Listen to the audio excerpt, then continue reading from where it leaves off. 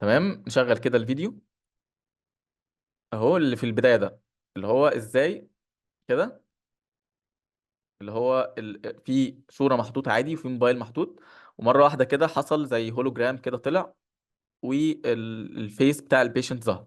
تاني نشغله كده تاني عشان لو محدش خد باله اهو. فحد كده اتوقع طيب الحركة دي انا عملتها ازاي؟ يعني الصورة بتاعت الموبايل دي عادي، جبت صورة عادي جدا من على النت، وحملتها وحطيتها في البروجكت بتاعي. انما الهولوجرام ده طيب انا عملته ازاي؟ هو فكره بسيطه خالص، انا اصلا مش جايبها من دماغي، انا بس لقيت فيديو كان على يوتيوب كان مستخدم الفكره دي في حاجه تانية خالص، فانا قلت يعني ليه لا ان احنا نستخدمها في فيديو دينتال يعني. حد كده اتوقع عملناها ازاي؟ شغل كده تاني. بص، في حاجه بتطلع كده بعد كده الفيس ده بيطلع. تمام، هو فكرتها بسيطه جدا جدا، ان انا ده اللي هو الشيب الشيب بنرسمه الاول بيطلع، بعدين بس بنخليه بلور شويه. وبعد كده الشيب. في الشيب اللي هو الحاجه اللي تطلع، اللي هو شبه الضوء، دي اصلا عباره عن شيب، بس الشيب ده معمول له بلور، معمول له مقللين الاوباستي بتاعته، عاملين له بلور، فبيظهر كانه اضاءه. ماشي، بس في اسهل بقى يعني، دي ممكن بصراحة تتعمل بس هتبقى صعبة شوية، لان انا مش هقدر ارسم الشيب يكون بالدقة دي، لان ده مم. حرفيا كأنه هولوجرام بجد، ففي خطوط اصلا مرسومة فيه، وفي كده يعني طالع باحترافية قوي. ففي حاجة اسهل، ان انا جبت الهولوجرام ده صورة، يعني هو صورة شفتها اصلا من على النت كده. انت ممكن حتى تبحث عليها، تكتب مثلا آم، شعاع مثلا، تكتب شعاع ضوء ازرق مثلا بالعربي حتى، هيظهر لك صور كتير، فانت بتختار صورة عادي جدا. هو الصورة كانت كده، اللي هو اخره كان لحد هنا كده. طبعا رحت انا واخده هو صورة عادي كده جدا، بي ان جي، اهم حاجة ان هو بي ان جي يعني من غير خلفية. فرحت واخد الصورة دي اللي هي الشعاع ده، ورحت عملت له ماسك باث. بس كده يعني، هي الفكرة بس في الماسك باث ان انا لعبت في الماسك باث كأنه مش ظاهر، وبعد كده بدأ يظهر من تحت كده. نفس الكلام عملته في الوش ده، برضو عملت فيه ماسك باث كأنه كده اهو، كأنه بدأ يظهر من تحت كده، نفس الكلام. فدي الفكره بسيطه جدا، بس ان انت اصلا يجي لك الفكره دي وبعد كده تطبيقها ان شاء الله هيبقى سهل. فتعال نشوف بقى احنا عملنا الحركه دي ازاي. نشيل كده، نجيب الشعاع ده او الهولوجرام ده. آه، تمام اهو، ونجيب حتى الصوره بتاعتنا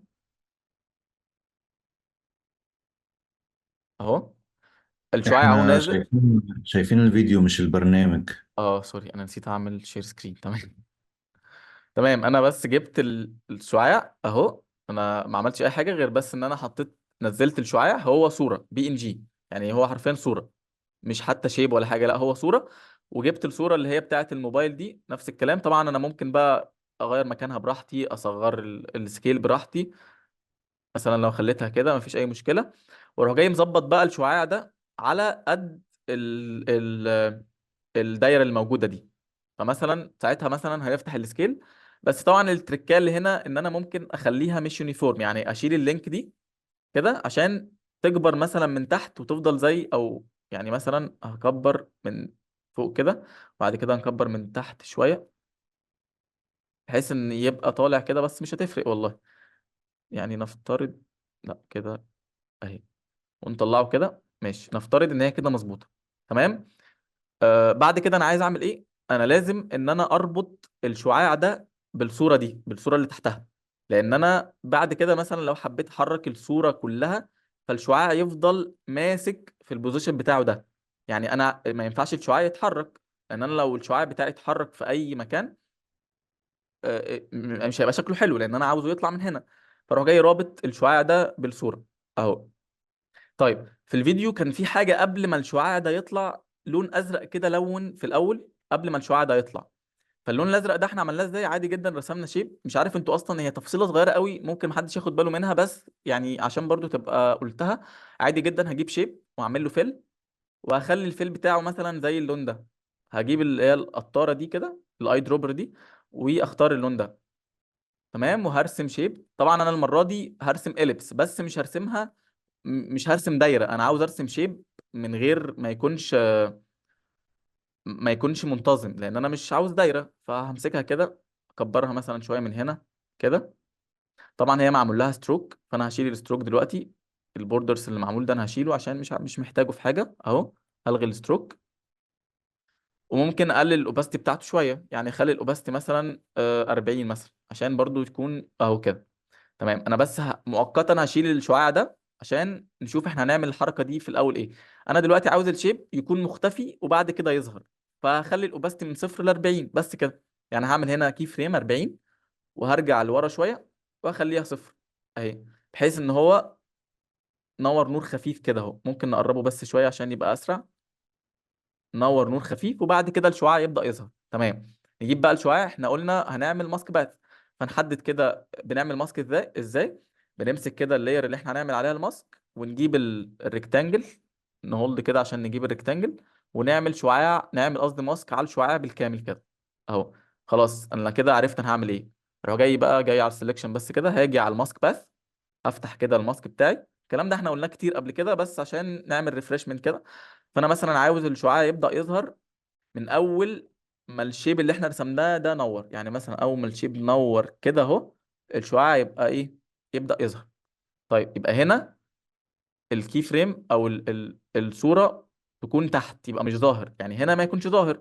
فهمسك كده النقط دي كلها، اروح جاي منزلها لتحت، وهو هنا، وهو في البوزيشن ده. وبعدها بشويه بقى اروح جاي ماسك النقط كلها، اروح جاي مطلعه لفوق كده. فانا كده خلاص عملت، وهو من هنا كده بره اهو. فبيظهر واحده واحده كده. حد مش فاهم انا عملت ايه ولا الدنيا تمام؟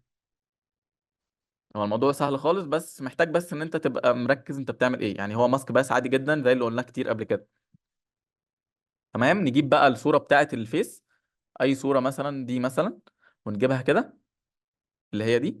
طبعا عشان يعني الصوره تكون شكلها حلو وانا حاططها، ما ينفعش اخد الصوره كده احطها على طول، هتبقى شكلها وحش جدا. يعني انا عملت الصوره كده وحطيتها كده، هتبقى شكلها وحش جدا. طبعا هي المفروض الصوره تكون تحت الشعاع، فانا هنزلها كده عشان تبقى لونها ازرق. بس لازم اعمل ايه قبلها؟ لازم اخد ماسك على الصوره. اكبر بس الصوره عشان ابقى شايف كده، وهعمل لها سولو. لازم اخد ماسك على الوش بس، يعني انا عاوز الوش بس هو اللي يكون ظاهر. تمام. فهحدد كده اللاير، وهجيب البين تول، وهرسم ماسك على الجسم بتاع البيشنت بس، او الوش بس اهو. طبعا انا هعمله بس بسرعه. اعتقد يعني الفكره هتبقى بس ايه، واضحه اهو. المفروض طبعا نرسمه اكيريت اكتر من كده، بس عشان ايه ما نضيعش وقت في الرسم يعني. تمام. وهاجي هنا. تمام اهو. ماشي. وهاجي هنا اقفل الماسك اهو. انا كده رسمت الوش او الفيس بتاع البيشنت بس. عشان برضو نجملها اكتر، والله هي كده برضو يعني مش وحشة. بس عشان تبقى برضو عاملة بليندنج كده شوية، ممكن بس ايه نعمل سكيل نقلله شوية مثلا كده. وعشان تبقى عاملة بليندنج اكتر مع اللي تحتها، ممكن نعمل فيذر، نزود الفيذر شوية. قلنا بنزود الفيذر ازاي؟ بنفتح الماسك بتاعنا ام كده عشان نفتح الماسك. تمام. ونيجي نزود بس الفيذر شوية كده عشان يعمل بليندنج مع اللي تحتها اهي. تحس كده ان في هالو كده طالعه من الجنب، فبتبقى شكلها احسن. طيب. برضو الصوره ما كانتش زي الفيديو بالظبط. يعني في الفيديو كان الصوره دي اصلا البيشنت كان لونه ازرق. فده نعمله ازاي بقى؟ ده الافكت ده احنا احتمال نشرحه النهارده في الاخر، اللي هو اليومتري كولر. نبحث كده على اليومتري كولر، هنشرحه يعني باستفاضه بقى اكتر. سوري، هنكتب كده وانا كاتبها غلط. يومتري اهو. وهنجيبه على الصوره بتاعت الوش ده، نسحبه كده على الصوره. انا جبته على الشيب سوري. اسحبه كده على الصوره. تمام. هنلعب بقى في ايه؟ هنفتح الكرييتيف، وهنجيب في الهايلايت تنت ده، هنجيبه مثلا اللون اللي هو التركوازي ده مثلا. ندوس بس كده. لو دوسنا كده اهو كده، يعني ممكن نجيبها ازرق شويه عشان يبقى ايه، اعتقد كده تمام. بس كده شكلها حلو. وبعد كده بقى ايه، نعمل الماسك باث بتاعنا، عشان وهو بيطلع كده الشعاع ده، اول ما الشعاع طلع كده الفيس بقى يطلع معاه. فنفتح كده الماسك، ونعمل ماسك باث، ونقدمه كده بعيد شويه عشان ينتهي هنا. طيب في الاول بقى الصوره كانت فين؟ في الاول نمسك كده، او ممكن على فكره نعملها اوباستي، يعني اوباستي اسهل. تعال نلغي الماسك باث ده، نعملها اوباستي اسهل. نفتح كده الاوباستي اهو. هنعمل صفر، ونعمل كي فريم، ونمشي قدام شويه ونخليها 100 اهو. طبعا التايمنج بس نظبطه، يعني نقدمها كده شويه عشان تبقى ماشيه مع الشيب بالظبط. اول ما ده طلع يروح الصوره بعدها ظاهره كده. فده كده الافكت اللي احنا عملناه، وبيدي شكل حلو.